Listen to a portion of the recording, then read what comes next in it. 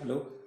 देखो आज हम लोग स्टार्ट करें लैग्रांजेस थ्योरम। ठीक है, लैग्रांजेस थ्योरम क्या है ना, the order of every group, the order of every subgroup of a finite group is a divisor of order of the group. क्या होता है कि अगर जी कोई फाइनाइट ग्रुप है तो उसके किसी भी सब ग्रुप का ऑर्डर उसके ग्रुप के ऑर्डर को डिवाइड कर दे।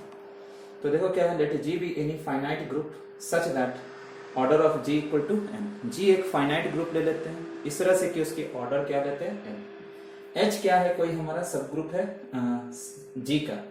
Since G is finite therefore H is obviously finite, तो let order of H equal to M.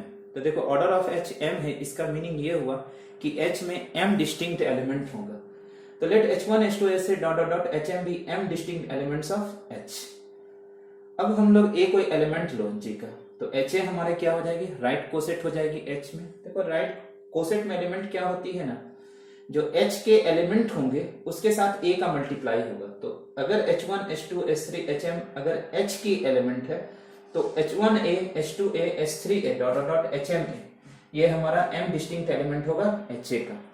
अगर डिस्टिंक्ट नहीं हुआ तो देखो मान लेते हैं कि कोई दो इक्वल है, hi a equal to hj, तो लेफ्ट कैंसिलेशन लॉ से a कैंसिल हो जाएगा तो हमारा hi इक्वल टू hj बचेगा। ये कंट्राडिक्शन आ जाएगी। क्यों कंट्राडिक्शन आ जाएगी, क्योंकि हम माने कि पहले h1 h2 h3 dot dot hm हमारा m डिस्टिंक्ट एलिमेंट है और अगर इस तरह से लिए तो दो इक्वल हो जाता है। इसलिए हमारा क्या होगा, h1a अगर h1 h2 h3 hm अगर m डिस्टिंक्ट एलिमेंट है h में तो हमारा h1a h2a dot dot hma ये सारा m डिस्टिंक्ट एलिमेंट होगा ha का।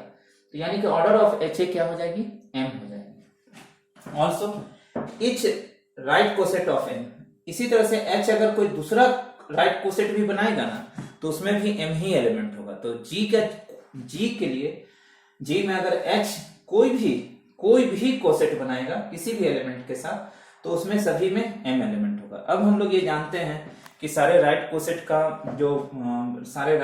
का कलेक्शन जो होता है वो हमारा जी के इक्वल, सारे का यूनियन जी के इक्वल होती है। और कोई भी दो राइट कोसेट या तो ऑलवेज डिसजॉइंट होता है या तो आइडेंटिकल होता है। तो यहाँ क्या हो जाता है कि चूंकि जी फाइनाइट है तो जितने भी राइट कोसेट होंगे वो भी हमारे फाइनाइट होंगे। तो मान लेते हैं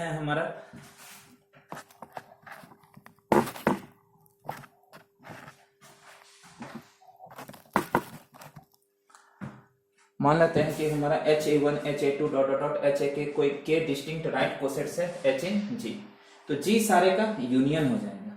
तो ऑर्डर ऑफ G किसके इक्वल होगी, order of HA1 plus order of HA2 dot dot plus order of HA की। देखो हर एक राइट कोसेट में m एलिमेंट है तो इसमें भी m एलिमेंट होगा, इसमें भी m और इसमें भी m, तो total n equal to m के हो जाएगा। तो k equal to n by m यानी order of G divided by order of H। इसका मतलब क्या होता है, ऑर्डर ऑफ H डिवाइड करेगी ऑर्डर ऑफ G का। The converse of Lagrange's theorem is not true. अगर कोई नंबर किसी को डिवाइड करता है तो ऐसा नहीं है कि उस ग्रुप में उस ऑर्डर का हमारा सब ग्रुप होगा ही होगा। तो the converse of Lagrange's theorem is not true. Okay.